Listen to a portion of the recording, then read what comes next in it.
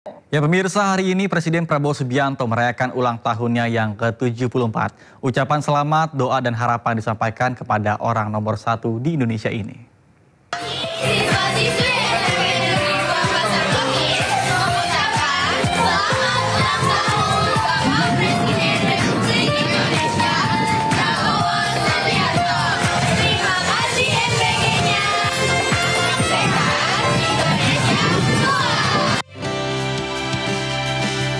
Ucapan selamat ulang tahun diberikan oleh anak-anak SMP Negeri 2 Pasar Kemis. Tak lupa mereka mengucapkan terima kasih atas program makan bergizi gratis. Kepada Pak Prabowo yang terhormat, selamat ulang tahun. Semoga sehat selalu, panjang umur, dan terus diberi kekuatan untuk mengabdi kepada rakyat dan negeri tercinta. Ucapan selamat ulang tahun juga disampaikan oleh Menteri Sekretaris Negara Prasetyo Hadi. Melalui akun media sosialnya, Mensesnek bagikan momen bersama dengan Presiden Prabowo. Tak lupa, ia juga mendoakan kebaikan untuk Presiden Prabowo. Utusan khusus Presiden Bidang Pembinaan Generasi Muda dan Pekerja Seni, Raffi Ahmad, juga ucapkan selamat ulang tahun kepada orang nomor 1 ini. Raffi juga mendoakan supaya Presiden Prabowo dilimpahkan keberkahan dan diberikan kekuatan untuk memimpin Indonesia. Tak ketinggalan, mantan Gubernur DKI Jakarta sekaligus rival Presiden Prabowo saat pemilihan presiden lalu juga memberikan ucapan selamat ulang tahun. Anies juga mendoakan agar Prabowo amanah dalam menjalankan pemerintahannya. Anies juga mendoakan supaya Presiden Prabowo diberikan petunjuk memimpin Indonesia melewati berbagai tantangan yang ada. Ucapan selamat juga disampaikan oleh salah satu staf media Prabowo, Kani Dwi. Ucapan selamat dibentangkan di bawah laut kedalaman 18 meter Liberty Ship Work to Lamben. Doa terbaik terlantun pada ulang tahun ke-74 Presiden Prabowo. Semoga setiap helaan nafas perjuangan bisa menuntun Indonesia menjadi lebih baik.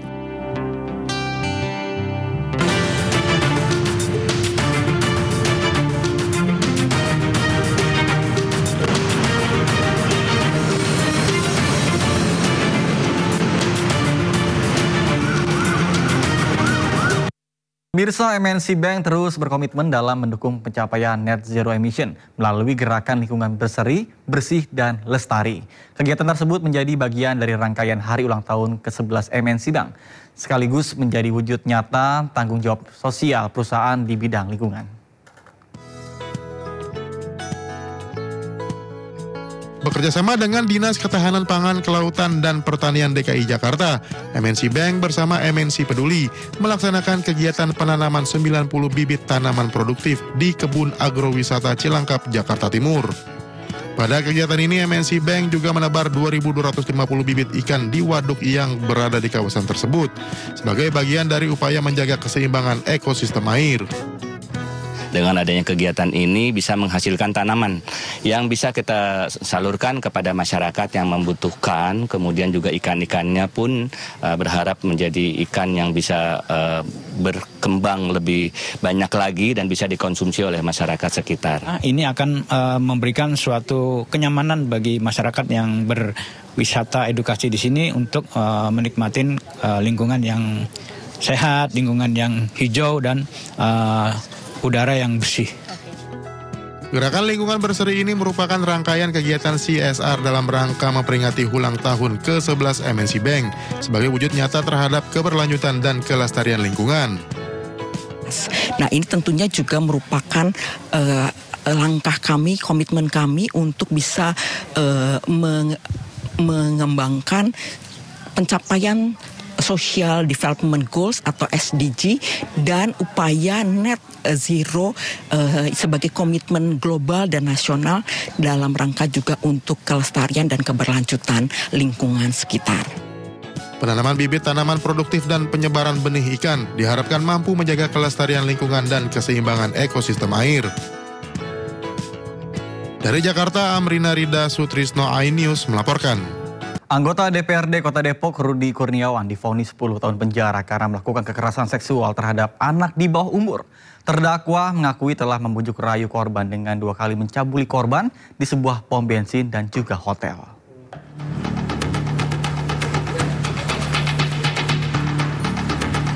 Pengadilan Negeri Depok memvonis bersalah anggota DPRD Kota Depok, RK. Terdakwa dinilai terbukti melakukan kekerasan seksual terhadap anak di bawah umur. Dalam putusannya, hakim menyebut RK melakukan bujuk rayu kepada korban yang masih berusia 15 tahun. Pencabulan dilakukan di sebuah hotel di Purwakarta dan pom bensin di Depok. Terdakwa juga telah mengakui perbuatannya. Atas perbuatan bejatnya, RK dijatuhi hukuman 10 tahun penjara. Ada ampun untuk pelaku kekerasan kepada anak, khususnya apalagi ini pelaku kekerasan seksual ya kepada anak, dan oleh pejabat negara lagi ya, mantan tapi memang sekarang kan walaupun belum sah ya dicabut gitu ya, tapi mudah-mudahan bisa segera langsung diputuskan gitu ya, bahwa terdakwa tidak boleh jadi wakil rakyat seperti itu. Dan yang pasti harusnya dihukum seberat-beratnya ya, dan yang paling penting jadi concern kami adalah bagaimana pemenuhan hak-hak korban ini. Sementara itu, kuasa hukum korban menilai hukuman pada pelaku seharusnya bisa lebih berat. Terlebih korban mengalami trauma berat. Dari Depok, Jawa Barat, Iyung Rizky, iNews melaporkan. Pemirsa, warga di Surabaya digegerkan dengan munculnya fenomena semburan air misterius dari dasar sungai. Belum diketahui secara pasti penyebab munculnya semburan air, namun fenomena ini pun menjadi tontonan dan daya tarik warga.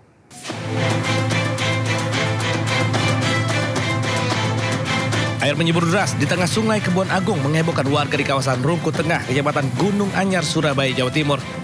Semburan awalnya kecil, muncul setiap 15 menit, kemudian membesar hingga ketinggiannya mencapai sekitar 50 cm. Fenomena misterius ini pun menjadi daya tarik warga. Warga dan pengguna jalan bukannya menjauh, namun berbondong-bondong melihat semburan air misterius tersebut dan berusaha mengabadikannya. Muncul terus mati. Muncul mati Pak ya? 9 menit, 8 menit muncul lagi. Terus akhirnya dari BPBD sama Satpol PP juga menuju ke sini, termasuk dipanggil teman-teman dari PGN. PGN Pak ya? Ya, sama PDAM. Kiranya kan pikir PGN punya jaringan atau apa, ternyata bukan. Belum diketahui penyebab munculnya semburan di tengah sungai ini, apakah karena kebocoran pipa gas atau pipa PDAM. Untuk mencegah dan mengantisipasi hal yang tidak diinginkan, lokasi sungai sekitar semburan dipasang garis polisi. Dari Surabaya, Jawa Timur, Yuda Prawira, iNews melaporkan.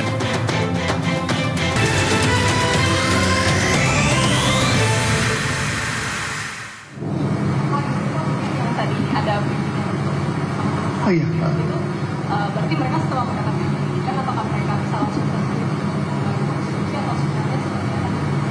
ya, pelatihan itu adalah pelatihan dasar, nanti kita sertifikasi. Harapan kami sih semacam vokasi lah ya, kalau memang mereka nanti ke depan tertarik berada di bidang konstruksi, ya monggo saja. Paling nggak mereka di awal sudah mendapat pelatihan awal lah yang bersertifikat gitu. Makanya kemudian ada minimum usia 18 tahun gitu. Oh, anggaran untuk renov belum kita sampaikan karena kan yang kita nggak fokus di, memang tidak fokus di kos ini, kita fokus di tempat lain.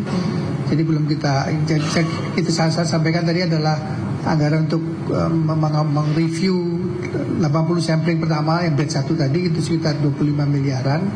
Kemudian untuk training tadi itu untuk 25.000 santri di 10 provinsi sampling itu sekitar 7 miliar sih, nggak terlalu mahal lah itu untuk itu. Ya, jadi kita masih ada dana yang belum terpakai, nanti kita pakai dari situ. Ada izin dari Kementerian Keuangan untuk buka bidang masih. Ya. Oke, karena Jumat, terima kasih. Satu lagi, boleh. Saya di sini Pak, maksudnya kriteria yang dipakai sebagai acuan untuk pemerintah menentukan mana yang layak untuk mendapatkan bantuan itu seperti apa? Audit aja, teknis PU. Dari hasil asesmen nanti Pak, nanti kan mana yang kira-kira rawan untuk para multi itu berkegiatan di situ, sebentar lagi ambruk dan segala macam, kan bisa tahu dari proses audit. Jadi kita audit dulu yang utama. Diutamakan sih di tempat-tempat yang sudah terhitung, yang santrinya lebih dari 1.000, kemudian kemudian sudah penggunaan gedung yang sudah berumur lebih dari 10 tahun, dan ada bangunan gedung yang bertingkat lebih dari 2 tingkat, yang lebih kita utamakan. Jadi secara bertahap, secara keseluruhan juga kita akan audit, Pak. Sudah ada yang lapor di hotline belum, Pak? Sejauh ini update-nya seperti apa? Sudah ada banyak, cuman nanti kita sisir lagi satu-satu, karena itu nambah dari 80 tadi kan. Jadi memang juga sesuai juga dengan arahan Pak Mensesnek, kita harus segera memperluas supaya kejadian di Sidoarjo tidak terulang lagi, kira-kira gitu. Pak, izin menegaskan lagi, berarti itu nggak hanya pondok pesantren, tapi kayak yayasan juga itu bisa dapat fasilitas itu ya Pak ya? Ya. Semua tempat ibadah. Semua. Dari Pak Luki mungkin bisa ditambahin Pak, dari sisi anggarannya lebih spesifik. Itu. Nanti aja wawancara khusus ya. Terima kasih semuanya. Assalamualaikum warahmatullahi wabarakatuh. Ini kalau rapat kerja namanya.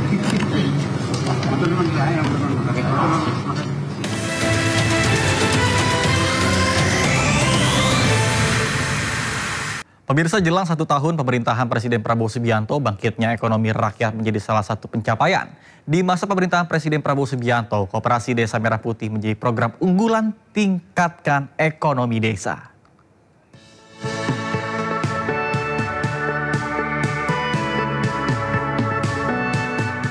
Koperasi menjadi salah satu fokus pembangunan ekonomi rakyat di masa pemerintahan Presiden Prabowo. Untuk menjadi negara maju, masyarakat Indonesia harus bisa naik kelas ekonominya ke depan. Menteri Koperasi Ferry Juliantono turun langsung untuk memastikan Kopdes Merah Putih berjalan lancar. 60 koperasi desa di Kabupaten Tangerang mendapatkan dana awal sebesar 100 juta rupiah. Yang masing-masing koperasi desa Kelurahan Merah Putih sementara ini untuk 60 desa. Jadi ini agar digunakan untuk kegiatan yang bisa mengawali kegiatan operasional dari koperasi desa yang ada di Kabupaten Tangerang. Kopdes Merah Putih di Tangerang pun bisa menjadi contoh bagi daerah lain, lantaran pengelolaannya melibatkan pihak swasta.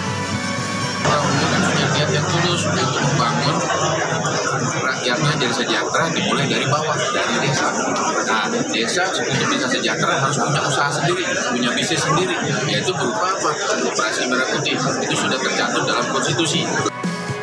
Saat ini total ada 274 koperasi desa Merah Putih di Tangerang yang telah resmi diakui Presiden. Bahkan Kopdes Merah Putih di Desa Girimukti menjadi percontohan. Tim Liputan iNews melaporkan.